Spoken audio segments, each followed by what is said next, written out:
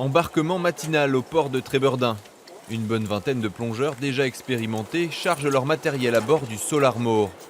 Ils sont venus en formation sur la côte de Granit Rose pour compléter leurs connaissances, voire devenir formateurs à leur tour. Les 3 palanquets d'explos, je vous autorise 45 minutes. Il faut acquérir beaucoup de compétences techniques. C'est important pour la sécurité des uns et des autres. Donc voilà, la formation a une part importante dans notre activité. Après, on a aussi l'exploration. On a la chance d'avoir un site extraordinaire en surface et on retrouve également ces particularités magnifiques sous l'eau. Donc on a aussi des plongeurs d'exploration qui viennent visiter nos fonds. Sous l'eau, une partie du groupe part à la découverte du paysage sous-marin, de ses forêts de laminaires et de sa faune.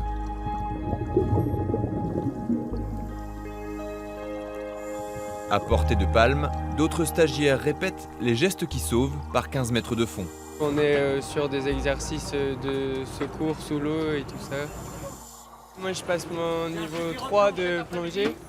Je le passe normalement à la fin de la semaine là, et après d'ici la fin de la semaine j'enchaîne sur la classe 2A pour faire plongeur scaphandrier.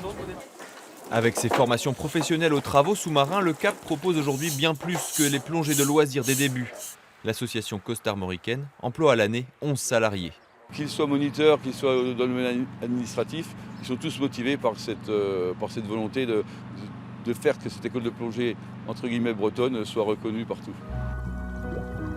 Il faut être passionné, motivé. L'eau, elle ne dépasse jamais les 18 degrés. Donc des conditions parfois difficiles, mais ce qui forme des plongeurs avec des compétences, on va dire, multiples.